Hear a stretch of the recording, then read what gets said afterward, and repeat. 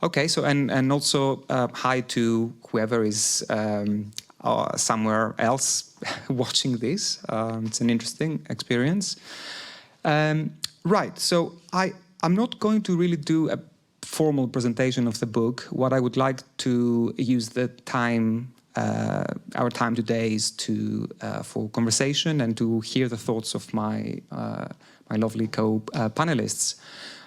So I thought what I could do is give you a little bit about the background and maybe a brief kind of overview of what the book is trying to achieve.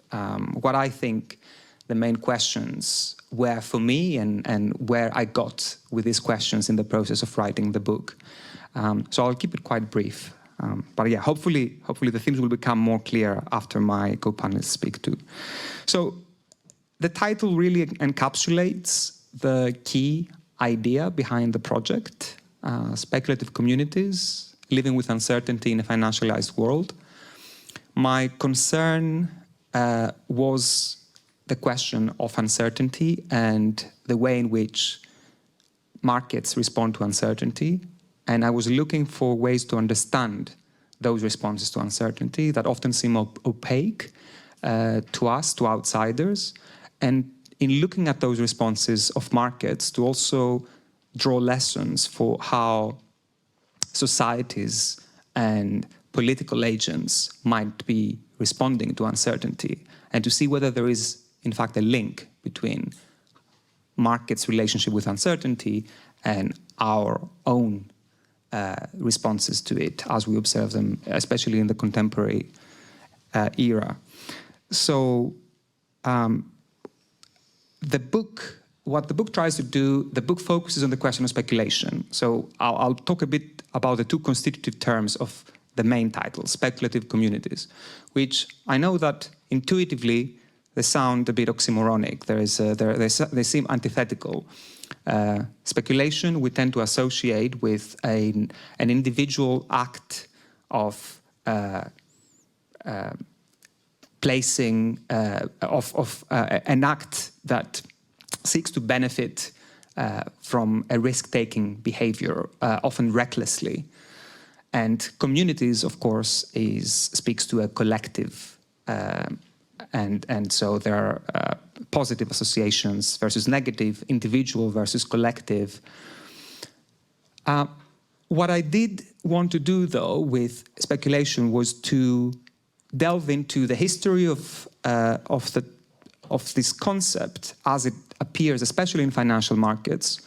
Of course, speculation has a wonderful polysemy, has many meanings, and I claim in the book that those many meanings also appear in the way in which it appears in markets. So speculation, of course, we know that there is it's a rich concept from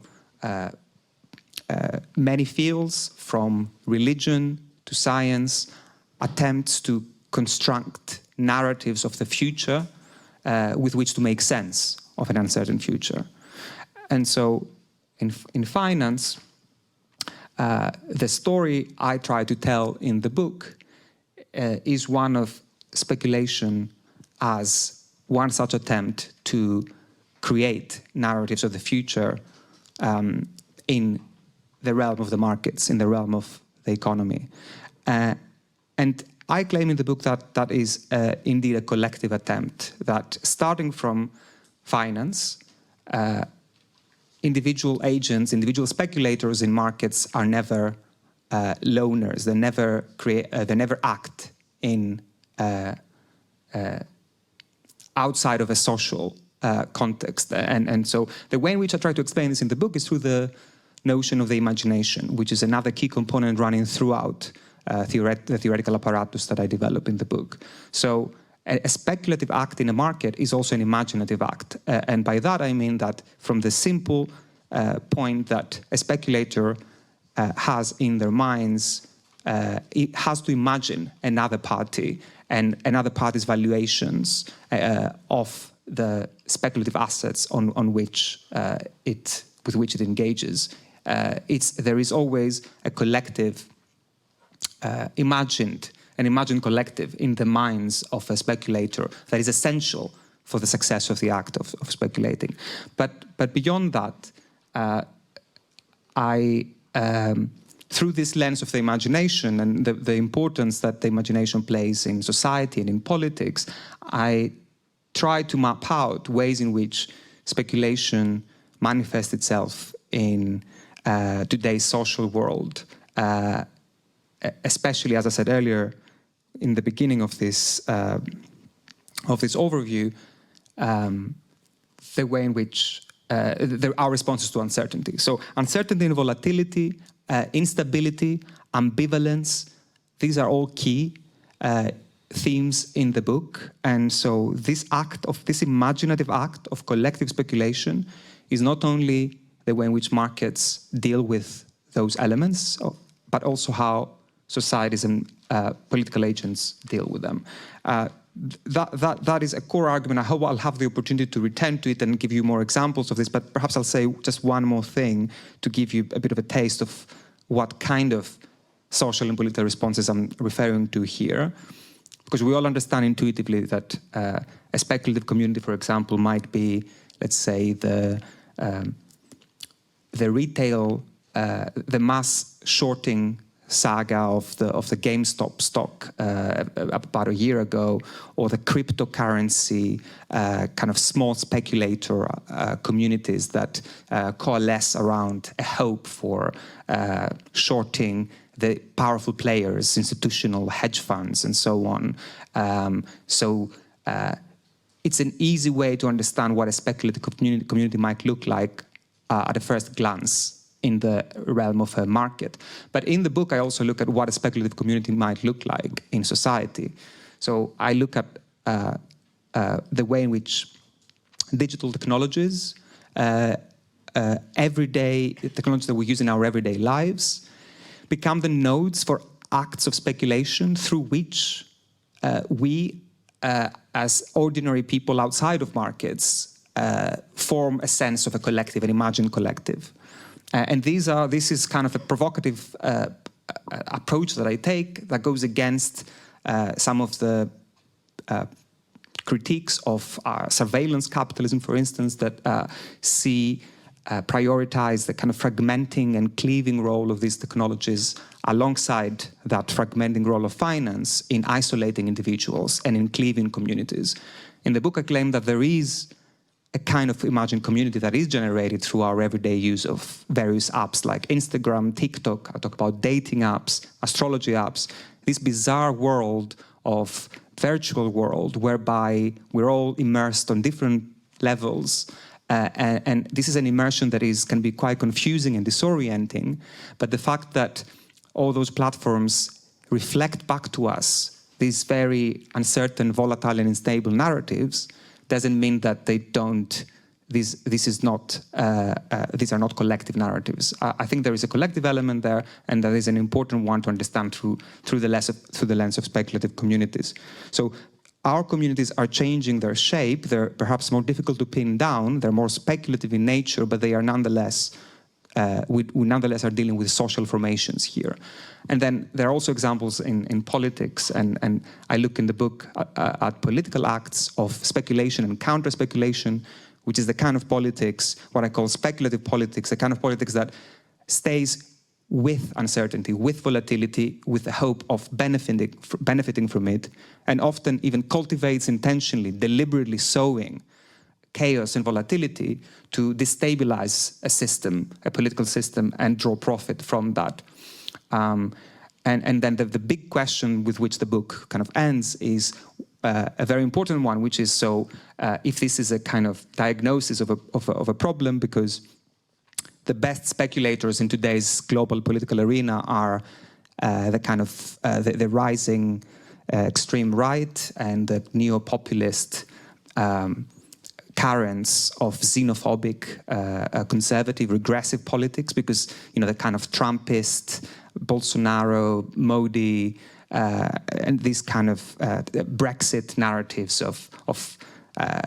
which seem quite chaotic narratives, yet they're appealing to a huge number of voters.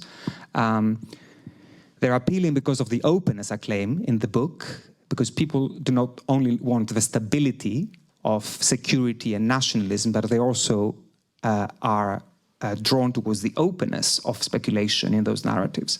But if these are the most powerful narratives, this kind of speculative politics, if this is what we are dealing with, then what are our attempts to counter-speculate? How can we weaponize the logic of speculation in the hope of overturning, of real radical shifts in our politics, in the hope of real modes of solidarity and what I say in the book, what I mentioned, collectivizations of uncertainty that are not only operative on a symbolic level, but also on a real and material level. So these are some of the questions that I don't have full answers to, but I think it's important to understand them through the lens of speculation. So I'll stop here. I probably spoke a little bit more than I should have already. Yeah. Thank you, Aris. Speaking of uncertainty, that's what happened with Leon Wansleben from Max Planck Institute for the Study of Societies in Cologne. But Linsey volunteered to read his comments. So Linsey, please. Great, thanks. Yes, my name is Linsey McGoey, and however much of a leap of speculative imagination it might take, please think of me speaking in the voice of Leon Wansleben, who wrote these really compelling remarks, which I'll now read out. Aris's book covers and connects as diverse contexts as derivatives trading, social media usage, populist politics, and online dating to develop a new interpretation of how people cope with the historical moment of palpable crisis and uncertainty that we are living through.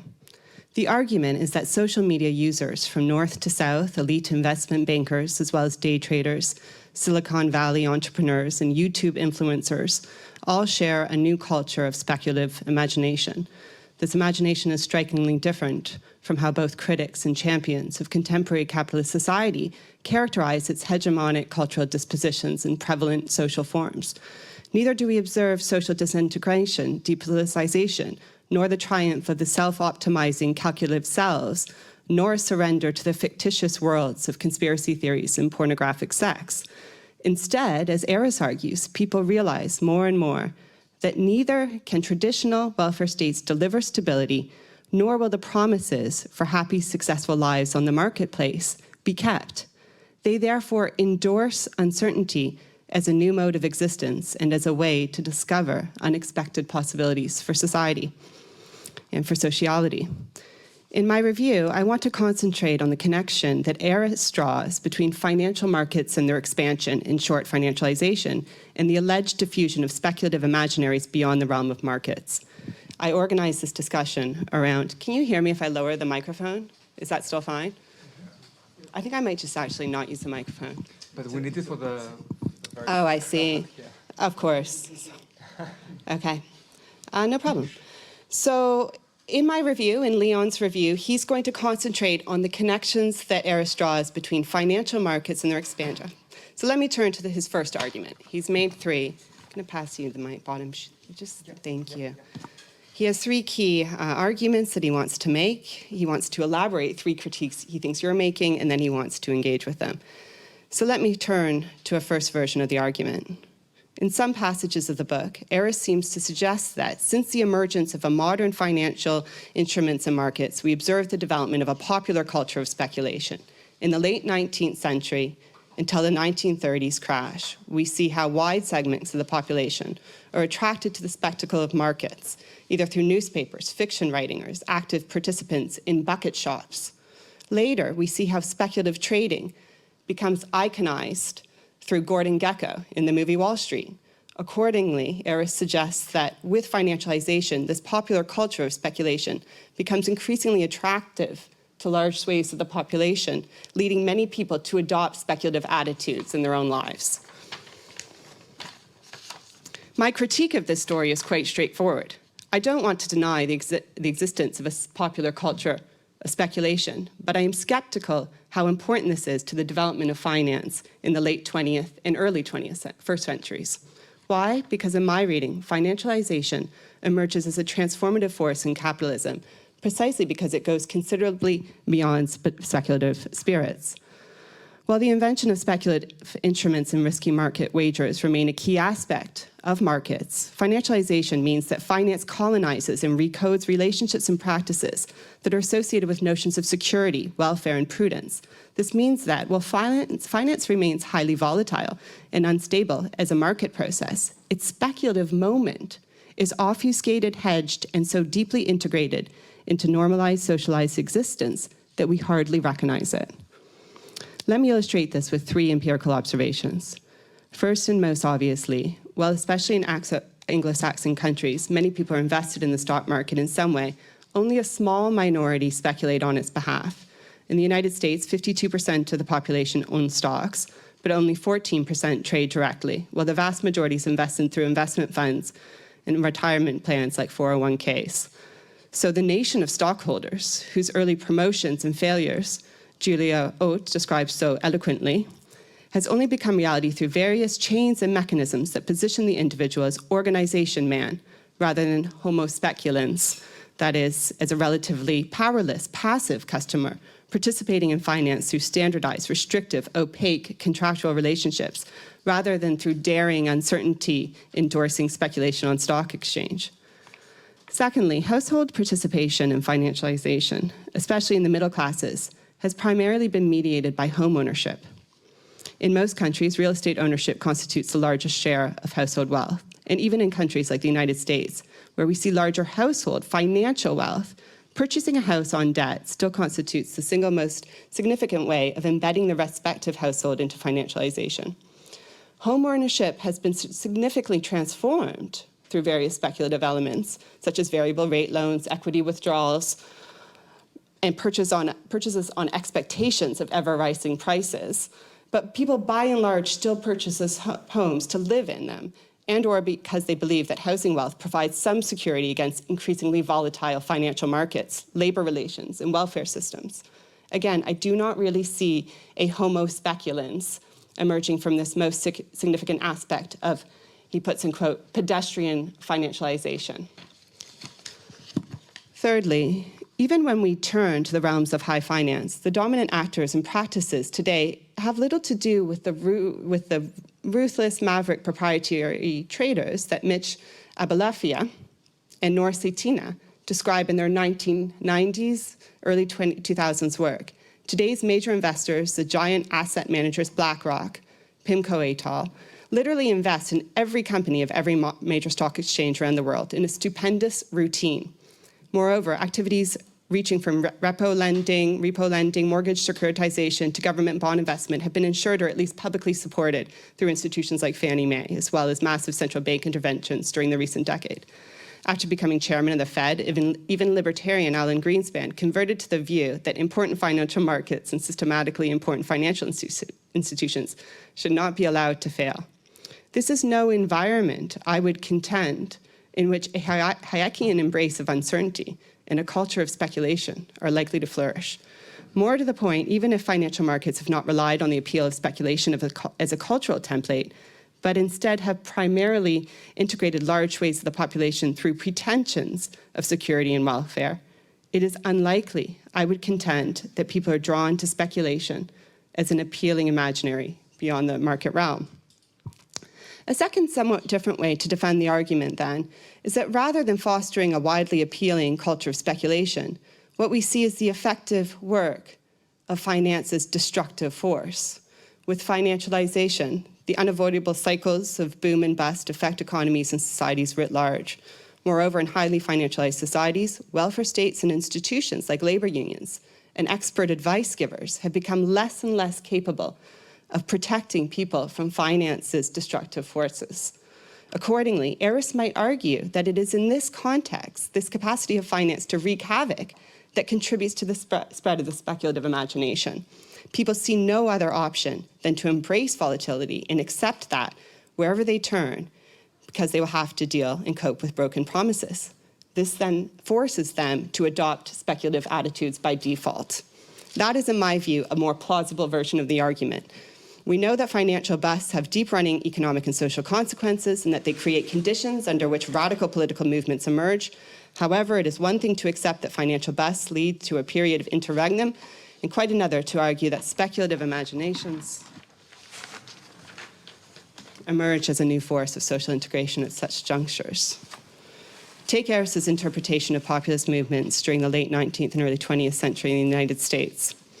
Aris contends that while the populists publicly demanded to dissolve the moneyed trusts and to rein in speculation, they actually wanted to be part of the speculative frenzy, so that populists wanted to be part of things rather than simply reining it in. I disagree with this and follow a more standard historical interpretation, according to which populists were farmers who demanded reductions in their excessive debt burdens, affordable credit, and regulations of finance that would tilt the balance of power in their own favor. Importantly, for that purpose, they did not mobilize the market, but democratic politics. Likewise today, after 2008, popular responses to the crisis did not reflect a growing demand for participation in Wall Street's risky practices.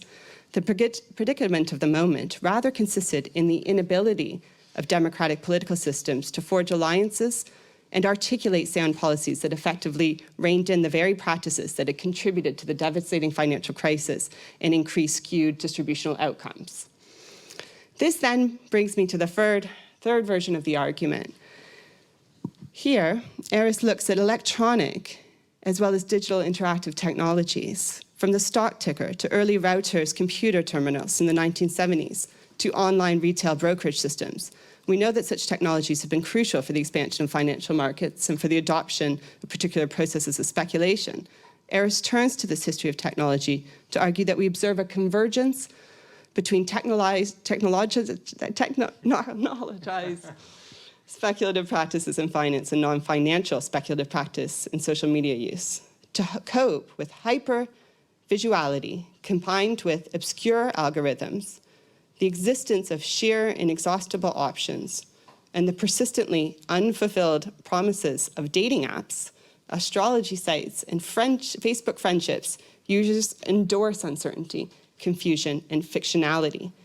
Though I am not an expert on social media, I think this is an interesting line of argument. From the sociology of finance, we have at least three important inspirations to explore media practices inside and beyond finance further. First, as Alex Preda shows in his brilliant book, Noise, lay traders on average lose money, and yet most of them continue to trade extensive hours per day. To explain why this is, it is important especially to draw attention to trading as a playful practice and how it assumes importance in people's social lives.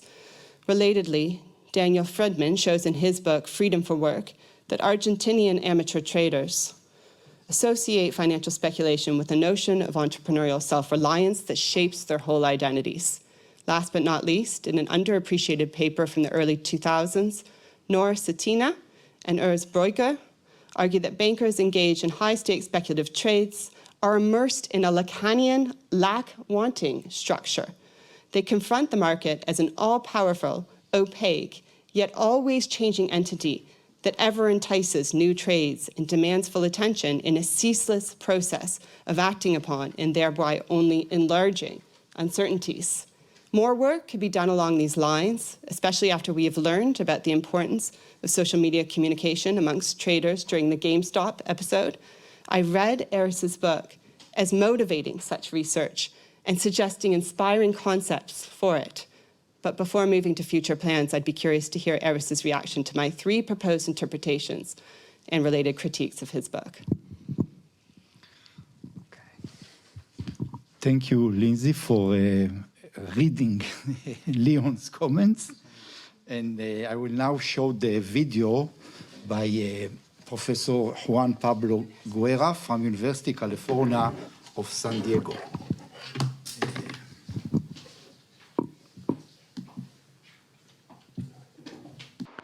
Hello, everyone. Thank you very much for this terrific opportunity to celebrate Aris's speculative communities.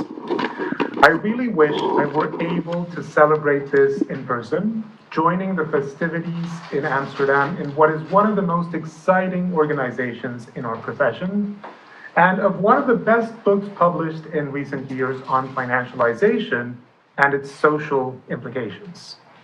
Alas, travel was impossible this year, but I do hope this message adds to the comments made by Linsey and Leon around speculative communities.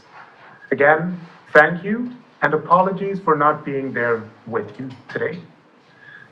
Now, speculative communities is an achievement, and I want to start by congratulating Aris for producing such a terrific piece of scholarship. This is a book that builds bridges across literatures that needed building, challenging how we think about the position of finance and financialization in the making of our contemporary world, and in particular, in how the forms of speculation that are tied to the cultural formations of finance are not corrosive and antithetical of community, but actually generative of collectivities that are uniquely important to understand the politics, behaviors, dynamics of our current context. Specifically, by focusing on speculation as bound by the logics and institutions of finance, historically, institutionally, temporally, and by transcending these in important ways, Aris offers some interesting, fascinating, and exciting suggestions. Rearticulating different strands of literatures on financialization, he shows how our collective imaginations and orientations towards uncertain futures are increasingly speculative, molded around the temporalities and features of the type of impatient capitalism that defines financialization. These orientations are, in a substantive sense, what creates these loosely linked objects, these speculative communities that tie politics, platforms, resources, and contestations in significant, important ways. With this focus, speculative community draws connections that are missing in the literature and that make it a critical contribution to both scholarly discussions and also, of course, public debates on politics today and the financialization of those politics in historical context. Now, what are these contributions? What are some of these highlights that I think are essential to this book? Let me go through some of these. Now, the first one is that Aris shows how speculation is a better analytical framework for approaching the contradictions of modern politics than others, such as, for example, disillusionment, disenfranchisement, and outright forms of political radicalization, frameworks that have been explored in recent years in the literature as ways of explaining political processes today. Now, by showing how speculative imaginaries are critical to the promise of contemporary populist movements, he moves away from an explanation based on assumed political affinities to one that is based on shared promises of uncertain futures. Thus, instead of calculated political decisions, a frame that we find in many accounts, we find explanations that are couched through a certain impatience towards the promises of contemporary capitalism, these sort of failed futures that have not been achieved. Now, grounded on speculations of other futures, these movements are not consistent with the more prototypical, rational, Enlightenment forms of politics. These are not, in a sense, the politics of parties and bureaucracies, or indeed even of social movements, but rather rely heavily on the promises of speculation itself as a way of creating communities and support. This is a really interesting and clever way of linking the cultural features of financialization and its futurity, temporality, and so forth, and its contradictory histories of economization with some key dynamics in today's public sphere, not the least because it really underlines, stresses, the importance of collective imaginations and the structure and content of these imaginations as grounded in institutions like finance in altering, reshaping the course of politics. A second contribution that I find important is in how Aris links these modes of speculation with specific digital media platforms that shift value in public and intimate realms. Scholars of social media have long been working on explaining how distinct innovations and platforms transform the nature of public conversations and people's involvement in, for example, reproducing specific speculative imaginations. The idea of platforms like Twitter, Instagram, Tinder, etc., as speculative technologies is indeed quite useful because it underscores some of the ways that they capture and captivate users into particular promises. How, for example, doom scrolling becomes a moment of joint speculation, of community building, so to say. These are intrinsically platforms for speculative futures, possibilities, promised lies. And the book clearly speaks in this sense and creates a bridge with the critical data studies tradition, fostering this fascinating hinge between the literature in studies of finance and financialization as cultural forms, with studies of digital platforms that are increasingly relevant for understanding social movements and politics today. So this second contribution is absolutely essential in speculative communities and is one of the strengths of this wonderful, fascinating piece of work. A third contribution, of course, involves how speculative communities invites us to rethink the balance of the idea of crisis as a theoretical object. Now, against more traditional accounts that see crises as moments for jostling between powerful groups, for contesting between elites, Aris invites us to move away from this analysis, which in a sense required us to accept a certain form of political realism that explains position in the field in terms of some intrinsic affiliations or intrinsic forms of political affinities, for understanding things through a more ephemeral, a framework based on ephemeral alliances and coalitions, ephemeral communities, so to speak, that bring about realities through their speculative imaginations, explaining, for example, a series of alliances, of sort of mixtures that we have seen in the social media sphere and that transect politics, traditional politics, in specific ways, bringing together groups that we would never have imagined seeing together, and that are central to the politics of promising new futures today. So this contribution of thinking about these ephemeral alliances as something that is central, that is important for understanding moments of contestation, is also a critical contribution of speculative communities. So all in all, a terrific, fascinating book. But this is, after all, an author meets critics. So let me change modes of analysis and take on the hat or the role of the critic. Uncertainty. Sorry. Now let's. Speculate as to whether this was deliberate sabotage. Hopeful book that allows us to understand processes outside of the traditional framework of analysis, of social movements, of public spheres, etc., and that presents a moment of possibility as couched in the logics of financialization that preceded these digital platforms and that has embedded our societies for a number of years. Yet I wonder if speculative communities hasn't to some extent minimized, to some respect, the second-order politics around the formation of communities themselves. Community building has always been a distinct political project, a coordinated, organized effort, and in how infrastructures, for example, are laid out that allow for some forms of community and solidarity to emerge, yet inhibit others. These forms of community building have constrained imaginations and scopes of action and speculation in the real world.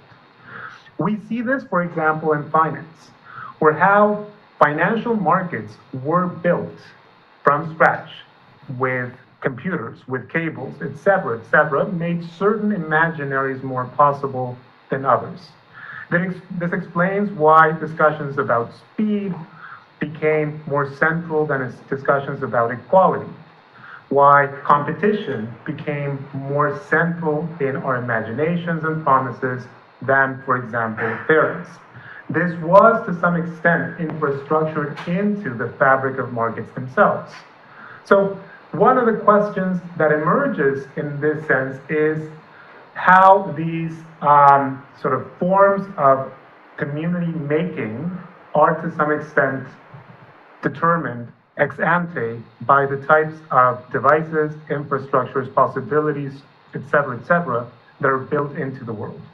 We see this also in other organic communities. For example, Occupy, where the axes of class, gender, and race were extremely present and to some extent fated the movement in particular directions. Again, how is it that these forms of community building are, in a sense, already assuming a particular form of community that constrains us in particular ways? To what extent, then, are counter-speculations not subsumed to the logics of a financialized and indeed more generally capitalized world? Should we expect the logic of these speculative and counter-speculative communities to break with the capacity of capitalism to internalize and attenuate critique?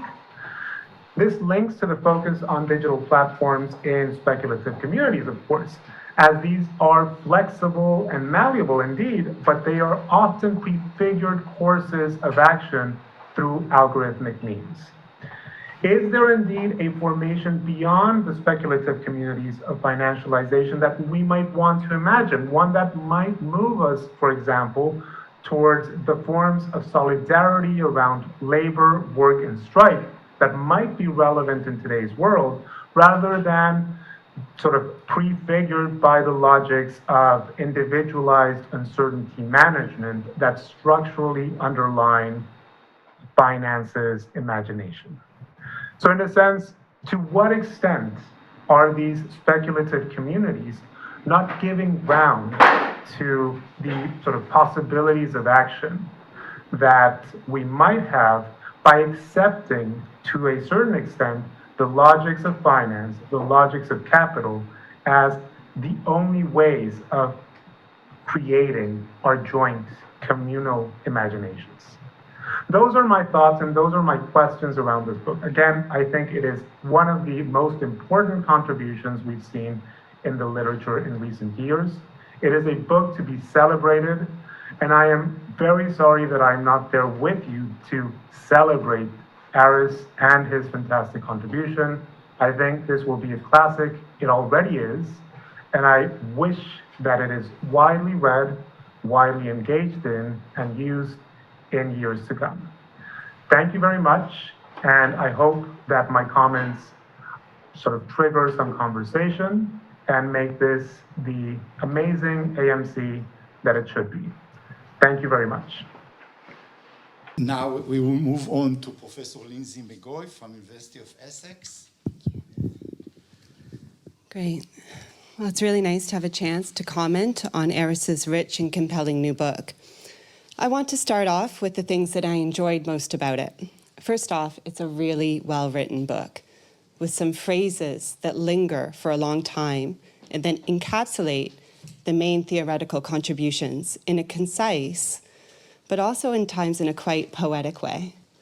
The book is not about poetry specifically, but of some of the disparate groups or speculative communities, as Aris calls them, of activists and agitators who he engages with, were to use poetry as a tool of resistance, then he would see this as a sort of grammar of speculative agency. And he sees this as something not simply worth deciphering by the theorist and the scholar, but necessary to engage with. This is, in my view, one of the key points in the book, that we need to value resistance as a type of speculative imagination, or even a gamble by groups trying to gain agency through embracing the unknowns created by other, more dominant groups, including financial actors. He makes the crucial point that typically these more powerful groups are often just as slippery and elusive and unknowing and unknowable as the activists, and yet they are still given the often false imprimatur of rationality by external observers in economics textbooks or in outlets like The Economist or The New York Times. Both the financiers and the activists can be fantasists in different ways. And yet some people's fantasies, like the triumphalist hope of inexorable economic growth being either attainable or a good in itself, become entrenched as plausible even while they are not, whereas other people's fantasies, like the hope of a less militarized world or a more equitable world, are dismissed as naive or the mere fantasies of the uneducated or the unrealistic. And Aris sees this as a sort of, he sees this useful, instrumental binarism, the reification of the fantasies of the powerful as legitimate, and the simultaneous infantilization of their detractors for what it is, an assault on the power of the weaker groups in ways that enables a broken status quo to hobble on. That's the rub. Especially since the 2008 crisis, the brokenness of the model has never been clearer, and yet still some factions' fantasies are a source of profit for them, while other people's fantasies, like the QAnon conspiracists or the Gilets jaunes agitators, are maligned as diluted. He is not offering an apologetics for groups like QAnon, but he is saying, rightly I think, that mobilizations such as this need to be engaged with and understood rather than simply ridiculed by scholars. This is a crucial point. His book doesn't cite this following text, but it made me think of an article that I like by John Stuart Mill titled, "What is Poetry?" In the piece, Mill raises the question of why poetry, despite being notably hard to define or to delimit as a category, is felt to be different from other mediums. He insists that the appearance of a difference means that the difference, in some ways, must be real. To quote Mill, "Appearances, too, like other things, must have a cause, and that which can cause anything, even an illusion, must be a reality." End of quote. I want to repeat the end of that sentence. That which can cause anything, even an illusion, must be a reality. End of quote. The point is, this point by Mill is also, while he doesn't cite it, it's at the heart of your book, in my view. And even if some of the illusions that inflame new populist movements across the political spectrum, even if some of their concerns and conspiracies may be illusory, like in the case of QAnon, this illusion is still a reality. It has affordances. It makes certain politics possible on the one hand and dangerously impossible on the other hand, foreclosing other people's rights, especially the rights of non-citizens in a nation. Why then have theorists, especially in recent years, seemed almost reluctant to accept that we have a duty to investigate the realities of people we might not like or agree with? I think that's an open-ended question, but I feel strongly that it's a tendency that needs to change, and I think that Aris is at the forefront of that change. J.S. Mill is not one of Aris's key interlocutors. He draws on a less liberal and a much more radical lineage, including a focus on Castoriadis's ideas on the importance of imagination. But his book does hark back to the era of Mill by looking at the history of mid to late 19th century shifts in finance, including the rise of organizations like the Chicago Board of Trade, which introduced some of the first derivatives and futures markets in modern history.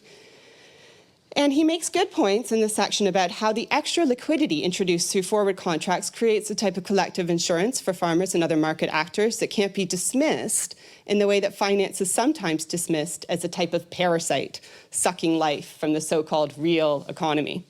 Rather, new futures contracts, which absorb some of the risks that farmers face from the unpredictability of future weather or geopolitical trends, created the capacity for farmers and other groups to speculate about their own futures in different ways. Their theodicy shifts from a sort of providential fatalism to a new sort of openness and embrace of the unknown. And this openness is produced through finance, not in lieu of its grip on markets. And this is a very good point. At the same time, the historical sections were parts that I really had the most problems with. And so I'm going to describe some of those problems as I see it now. I thought the historical sections were really a bit too broad brush for my being persuaded by them, including a comment about derivatives markets becoming more deregulated in the United States following the Great Depression, which I didn't agree with. Limits on the type of market actors who could place forward contracts, for example, were strengthened in this period and later relaxed in the 1970s and 80s, thanks to lobbying by Goldman Sachs and other groups. To omit some of this history and actually to slightly mischaracterize it, to not discuss things like the Commodity Exchange Act in the 1930s, which extended federal regulation over commodities exchanges in new ways, was simply a bit of a problematic aspect of the book for me. It's true that eventually deregulation did take place, but not until the 70s and 80s, so I think not in the temporal period implied in the book. I also found at times that Aris does this incredible and very generous job of citing contemporary theorists like James Bridle. Many people in this room are cited in a lovely way. Chiara Bottici, and my own work on strategic ignorance is cited in a lovely way, which I'm grateful for. But at times, I think this generosity and engagement with social theorists today has the problem of sometimes taking some of our secondary analyses of primary thinkers at too much face value. So, for example, I thought, just to name one small example, but I thought that there was a really problematic conflation of Keynes and Hayek's attitude to the epistemology of the market. Aris suggested that Keynes shares Hayek's markets. Keynes, he sort of sees a conflation between Keynes and Hayek's attitude to the market's epistemological advantages. And personally, I think that's a bit of a misreading of Keynes. It's true that both thinkers recognized the intractability of uncertainty and ignorance within human decision-making, but they had very different attitudes on how to manage that uncertainty. And I think that their differences are glossed over a little bit too much. So my question is, what could be gained or lost by flipping the ratio more and aiming for less engagement with theorists today and more citing of primary texts? I'm curious to see how this ratio plays out in future work. And to be fair, it's for me personally a criticism that I have of a lot of social theory work today, not just of Aris's excellent book. So I want to conclude now. I don't know if I've taken my 15 minutes, but I think that's fine. There's a really productive chance for more discussion. And I'll conclude with a passage from the book that I really loved. So I want to quote one of my favorite lines from the book, spoken with respect to left populist groups, including the Gilets Jaunes, that used a wide range of tactics to concretize their demands for recognition and redistribution. He says of these groups, to quote, "The image of the future conjured by citizens during these days may not have offered an alternative, but it strove to imagine a collective ownership of indeterminacy, to recall Castoriadis's rendition of a future that was unclear, but was at least theirs." End of quote. A future that was at least theirs. It's a fascinating and a beautiful point. If the activists of the past managed to command more control over their own present, wresting human agency from the providential clerics who said, "Your lot is God's decree, deal with it," then perhaps the new speculative actors who Aris identifies with are trying to create something equally momentous, to wrest agency over the future from the people who currently monopolize it, the market insiders, implying that your lot is what the market decrees. Deal with it. No, they won't deal with it. Why should they? They want to be dealers. They want the magician's cards, and they are right to. Thank you.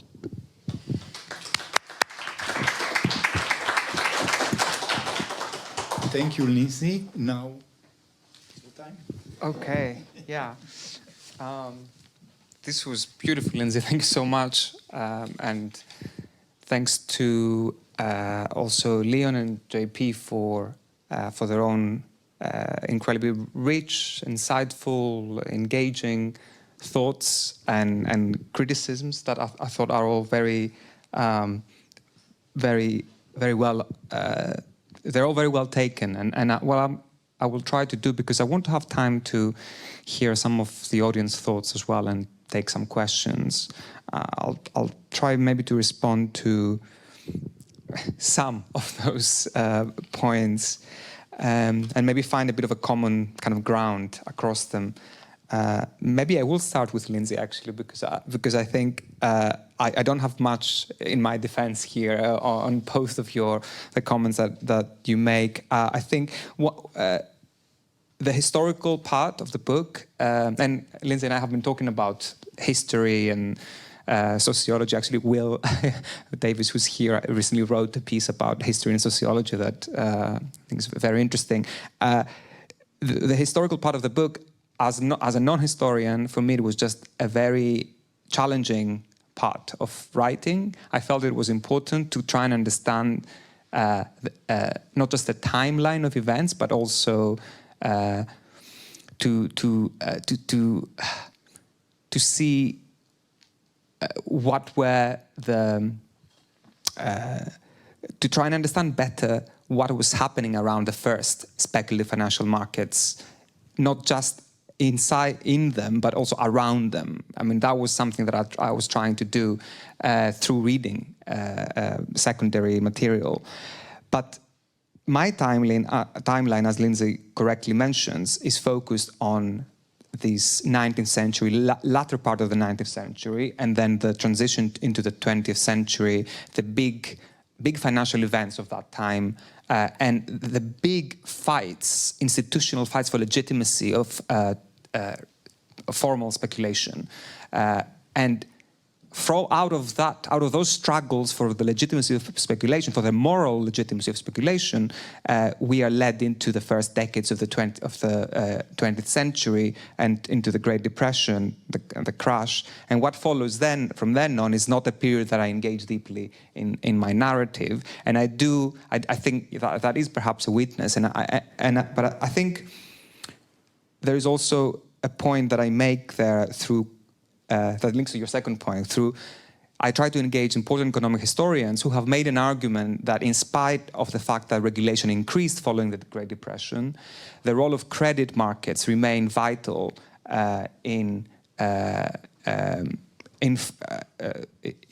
developments, in the role of the state and in the involvement of the state in regulation. So the state didn't simply capture and kind of regulate, but it also became a player, and to some extent a speculative player, but just in different ways. But yeah, that is a point that I think it could have been unpacked more. Yeah, I think Keynes and Hayek, I take your point. I think for me, I really, because uncertainty is such an important feature, and I wanted to drive in that point that across a spectrum of thinkers, this has been recognized, that perhaps, I lost some of the nuance of the very important differences. I think to go back to some of the critical points made by Leon, perhaps, I think that around especially how I understand financialization. Financialization is a process, certainly, and I should say this. I don't disagree with Leon's reading of financialization. It's a process of the increased power of financial markets and capture of the real economy with detrimental consequences for society and for politics. And undeniably, there is a... and then if we look at the operation of financial markets, I'm not advocating here that there is an opening of those markets, a literal opening to the retail investor. There is no democratization. There is no speculative community within financial markets that I map out in this book. My point, and I think some of these criticisms are, I understand them to be. I understand them because, for good reasons, I think Leon focuses here on markets and on financial speculation within markets and the extent to which that is actually open to the general public and the extent to which the general public is able to benefit from those financial endeavors. And I agree with him that history has shown us that generally that's not the case. But what I try to do in the book is make an argument about how the underlying logics and imaginaries of financial speculation have filtered through to to larger segments of society. And it is those underlying logics and imaginaries and cultural imaginaries that I think JP beautifully sketched out in his talk that have made it possible for larger groups of non-financial speculators to weaponize the logics of speculation in other realms, in the realms of society, in the realms of politics. That is my argument, and that doesn't mean that I use speculation as a metaphor, because speculation as a financial act is very real, and as Linsey was saying as well, there is a reality. The illusions of the speculator translate into material realities for the many. And my claim in the book is that those material realities, the technologies that I mentioned, they are the technologies made up, their value is derived by, VCs and all this kind of illusionary logic of markets that flock in to make the next TikTok and the next Instagram. But our own ritual and ritualistic use of those apps is what generates a speculative community. And so finance has a huge role to play, of course, but it's not the mere literal opening of the market that welcomes in speculators. So I think that would be that I focus on in the book, and that would be my response to Leon's points. And I think that perhaps as a final point, because JP asks a brilliant question, I think, which is what next? If we are to embrace the logics of the speculator and become all speculators, where do we go? What kind of future do I envisage in this with this path? And it's a very difficult question to answer, and I think my position in the book is that the reason for writing the book itself, the approach I take is one of making a point that we ought to turn our attention to existing forms of politics, so to actually existing speculative politics that might be providing answers that we're not always well equipped to see and to hear. And I think that the ambivalences and the polysemy of speculation and the different offers opportunities for us to understand these kind of political opportunities. So rather than propose, so in that sense the book is not programmatic. I'm not suggesting that we need more speculation and more financialization. I'm suggesting that there are groups out there that mobilize that logic creatively, poetically, and radically, and that there are opportunities there. And relatedly, I don't see speculative politics as just the politics of sabotage and chaos and instability and volatility. I see it as a politics that takes place on the edge of those moments, in what JP mentioned, the ephemeral spaces of all these digital apps, but I don't see them being exhausted in those spaces. And I guess this is where I take speculation to its full sort of potential meanings, and I see that speculation is encompasses two dimensions: openness and closure. Insurance, as Linsey was saying, with the markets in Chicago, that the risky speculator was also offering some insurance to the poor farmer. I mean, there's a much more complicated story to be said there, but that duality of speculation, that it's both a stable narrative and an act of openness, contains a lesson for progressive politics that need to be heard more, I think. And I interpret speculation in that sense as a creative and sometimes opportunistic, perhaps daring act of making alliances and of weaponizing spaces where there is crisis and instability to foreground agendas. Hi, Leon. To foreground agendas that are more ultimately aim for these kind of modes of solidarity, of mutuality, of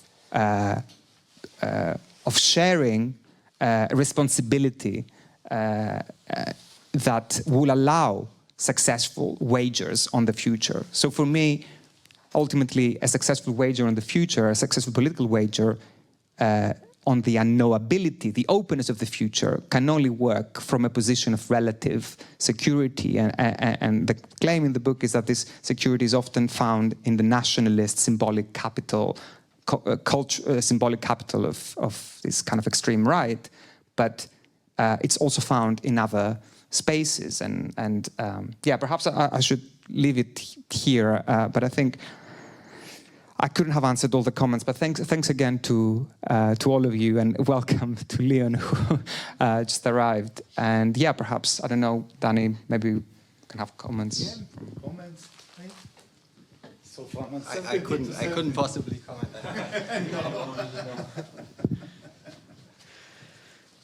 Yeah, I very much enjoyed the discussion, as well as your comments, Leon, which Linsey read out at the start.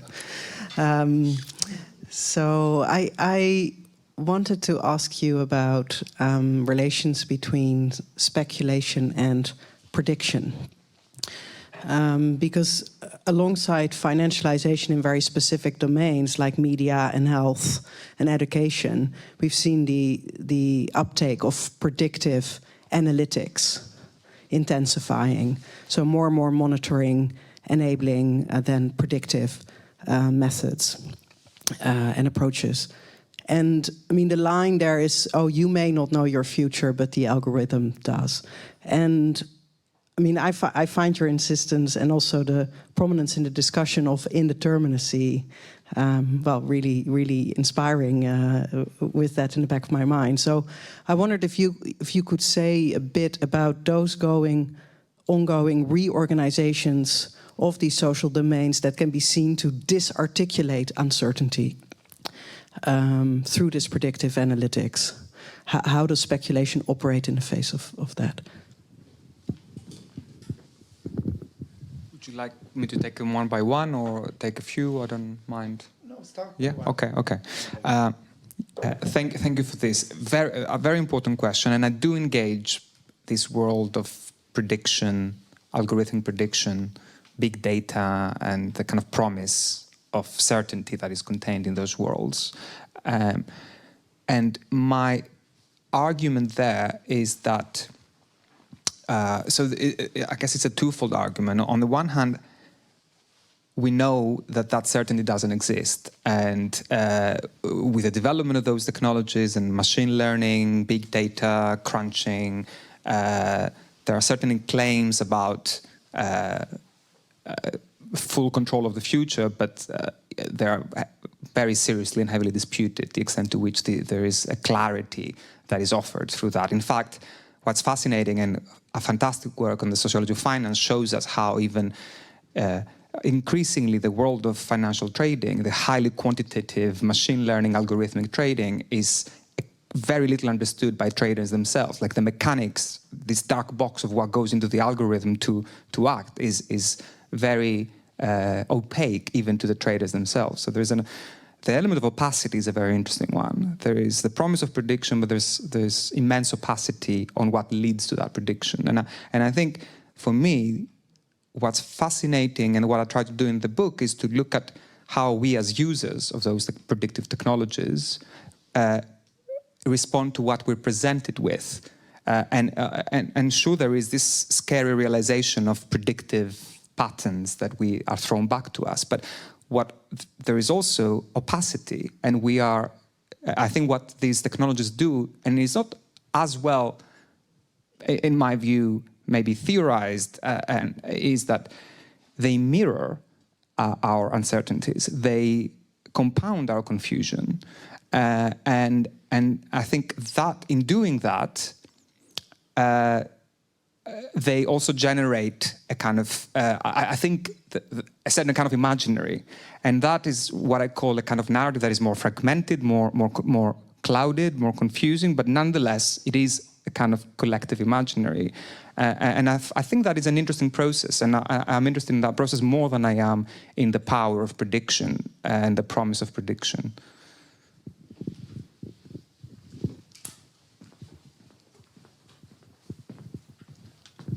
Thank you.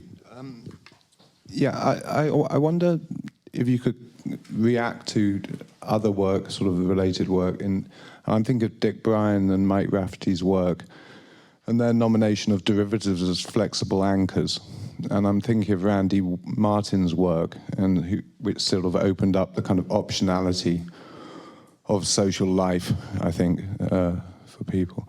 And in a way, and then I maybe want to ask a provocative question on the back of that and say, well, why do we need speculation if we have risk and uncertainty and derivatized logics?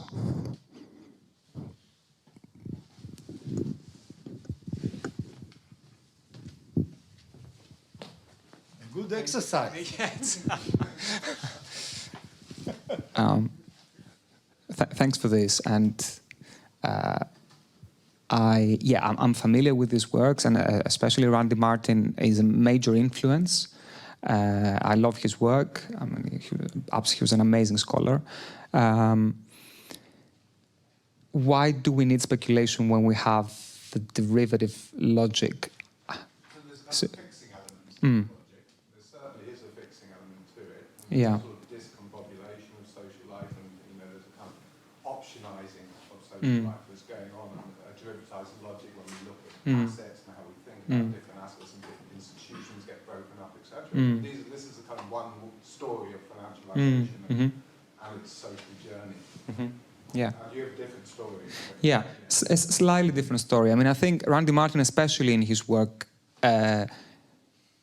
his descriptions of the, what he calls, I think, the kinesthetic dimension of the derivative, the kind of, he's so interested in movement and in the relationality of,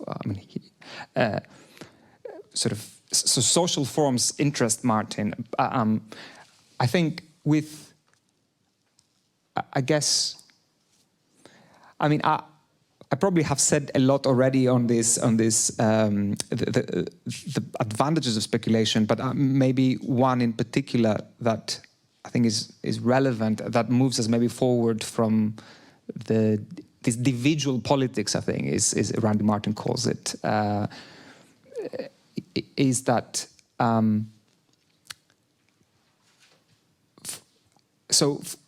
like I said earlier, speculation is, because it's an inherently relational act. I think that there is something about this immanence of relationality in speculation, that the derivative, specifically the derivative, doesn't capture. The derivative captures interesting things about temporality, about this kind of process of fragmenting, but the relational aspects of finance I think are quite important in the logic of speculation. And then also, this is what I take. I mean, this is what I find very useful in the concept. And also this productive element, this kind of, speculation beyond finance. Like I said in the beginning, this tossing the coin of uncertainty as an attempt to grasp the unknown, to respond to the unknown. There is this kind of existential motivation to face up to the unknown in some way, be that religious or other kind of cosmologies or finance itself. So I think there's something that really fascinates me about speculation in that sense that, maybe goes beyond that individual.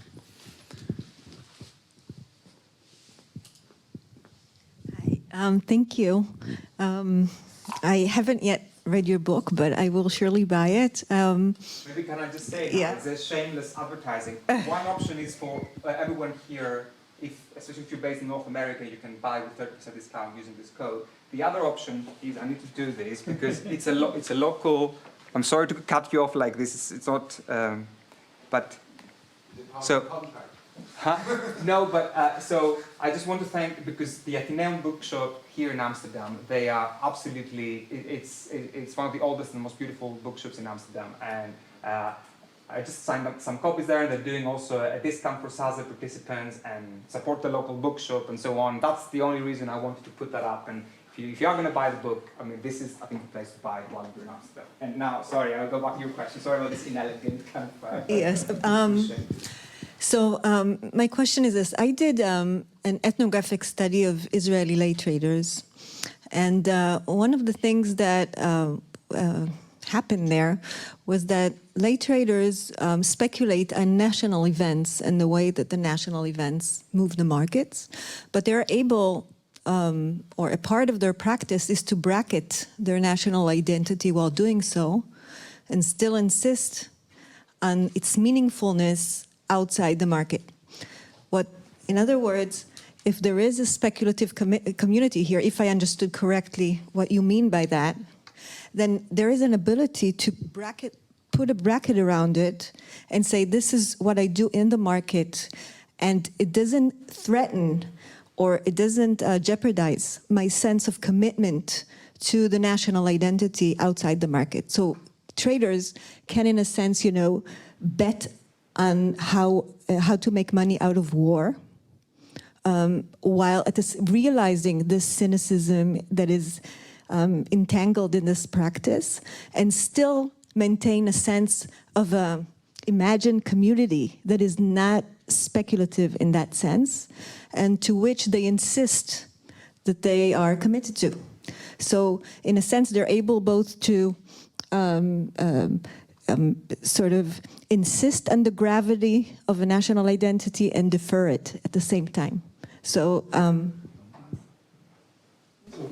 we have another question. Thank you, Goli. Yes. I wanted to ask. Yeah. Oh, sorry, there was another part of the question? No. I wanted to ask you how that fits in with the notion of a speculative community, especially with what I understand that you argue that it has a political force or potential, in terms of the ability of the actors, who are on the ground to manage and sustain a sense of an imagined community, even while turning it into a speculative, object of sorts. Do you want to respond first? No, you go. Okay. It's very difficult to comment a book that I did not read, but the book seems interesting. Yes, and should add 10%, 30%, 40% shining there. Well, because there is taxes to go to. No, I understand, of course.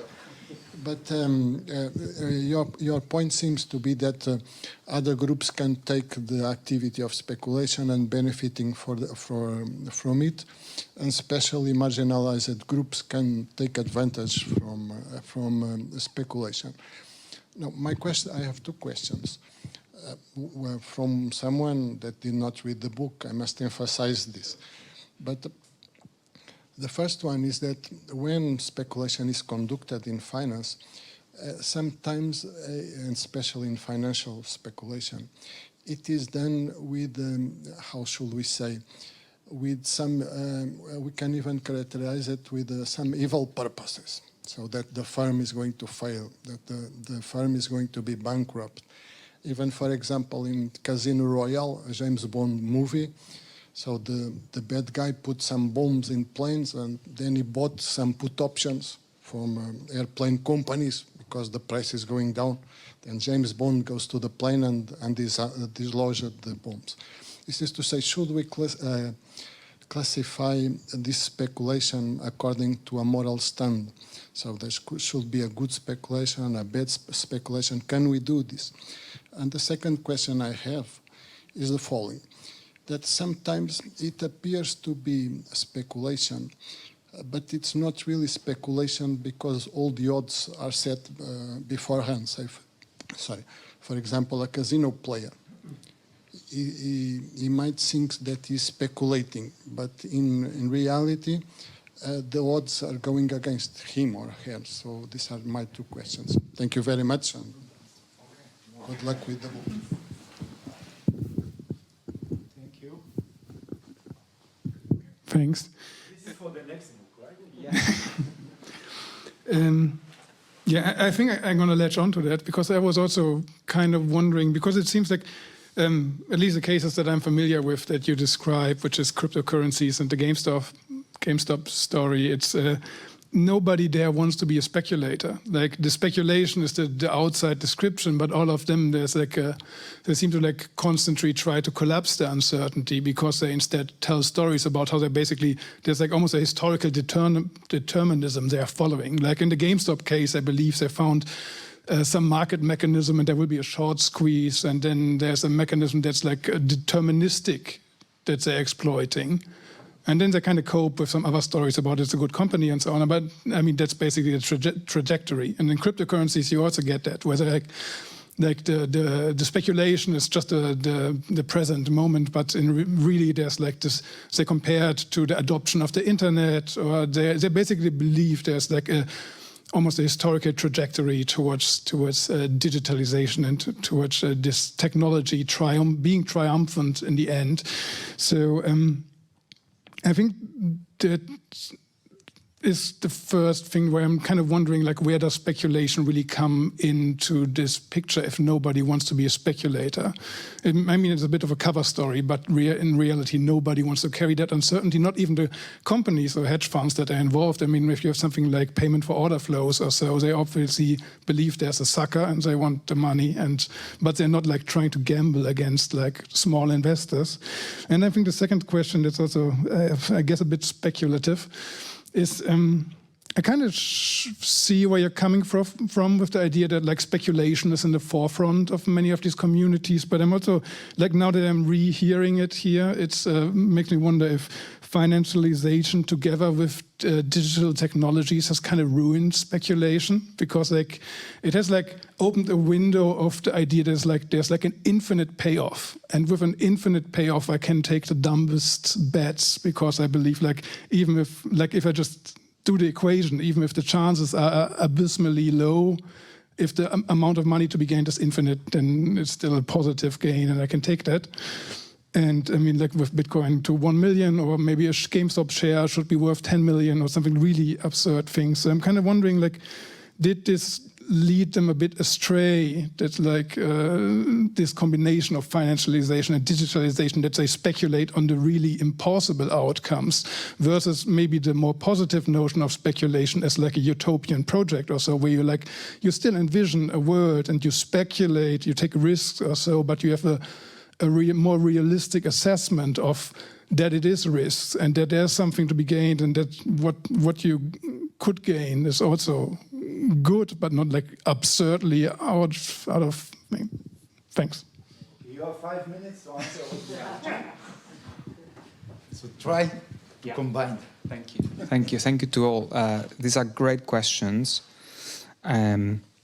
So the first one was about these speculators in Israel. You were mentioning that we're taking those kind of ugly bets that whose morality is questionable, but then outside of the trading room they would turn to a different kind of community that wouldn't condone those kind of speculations. That was the point, right? So then, but I think this is really interesting, and in a way, this is where these two sides of speculation seem to be. I mean, there's something schizophrenic there, right? Like there's something sort of split, like that someone is able to disassociate the moral question and kind of delve into, the obscurity and the unthinkable, and then do it, and then kind of go back to their life of seeking kind of community values that contradict what they did. And this is the challenge, I think. The challenge is how to go back to your community of security and collective responsibility and still take something with you of that speculative craze that leads you to confront uncertainty in such ways. I think this is the potential of speculation. I mean, and this is the hard work to let that openness in ways that are not destructive. But I hear you, and there are fascinating ways, because and I look at trading communities in the book and their relationship towards nationalism and how that is actually filtered through. There's a sense of pride in that, there's it works hand in hand with their capacity to speculate productively. They make and it adds to the moral legitimation of the speculation. So your example is interesting because it doesn't do that, right? But I do think it makes this challenge more clear. So the morality, we'll come back to this, but it's a good one. It's a good or bad speculation, and the gambler, the speculator and the gambler. That is something that I tried to untangle in the book. The speculator is not the same as a gambler. Yes, if you go to the casino, your chances are predetermined, and you're just a loser, right? And you are an individual in a game that is already lost before it began, not under your rules. I see the figure of the speculator, what I call the homo speculans, as someone who is precisely not a gambler, in the sense that, in the sense of someone who whose speculations engage the indeterminate, and they do so with a sense of belonging to a collective. To give you the example, what I say is that, there's the metaphor of a casino capitalism, and we're all gamblers, individuals maximizing our placing our gambles with the hopes of personal gain. The speculative community reading would be that it would see the individual gambler walking out of the casino altogether, and building different kinds of speculation outside of the casino, right? That would be, and that links me actually to the point of, because Leo DiCaprio's depiction on the, why do I start with Leo DiCaprio? Wolf of Wall Street, because I talk about this in the book, and I know that Leon had a comment about how, are we really all becoming the Wolf of Wall Street? Not really, we're not. And actually, it's not the figure that I say encapsulates symbolically, culturally, the modern homo speculans. I mentioned in the book another interesting figure, which is Dr. Hoffman from Fear Index, the Robert Harris novel, which is a much darker, much kind of geekier, much more existentially insecure and uncertain figure than the Wolf of Wall Street. And I think we are seeing political speculators and the micro retail speculator and conspiracy theorists and so on that display the characteristics of this intelligent, but often kind of in this struggle with the mercurial forces of uncertainty that Dr. Hoffman represents. So that is the model of a speculator that is a little bit more representative. And of course, your point about the GameStop and technological determinism and the kind of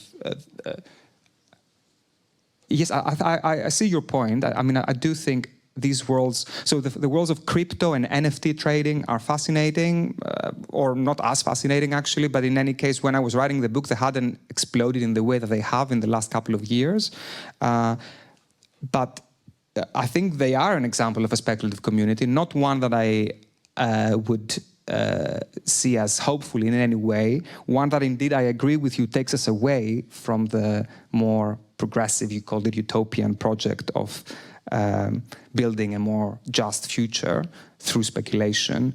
And I think you're right, this huge, immense volatility of these worlds, this obscene, obscure volatility that folks are drawn to is unproductive, and there are clear winners and losers in that game. It's the power dynamics are very clear there. Yeah, I suppose, as I've been saying all along, my point is that we need to look away from those realms so we can understand those realms to a certain degree and their pull and their draw, their cultural, which is cultural and social, more than we often sort of admit, and then look for alternative mobilizations. And the point is that these alternative mobilizations are happening, or at least I think that we need to look for them in the real world rather than just imagine them from scratch. Yeah, I think we'll probably leave it here. So thank you, Linsey, Leon, JP, Aris, and thank you all for coming. And congratulations again. Thank you so much. Thanks, everyone.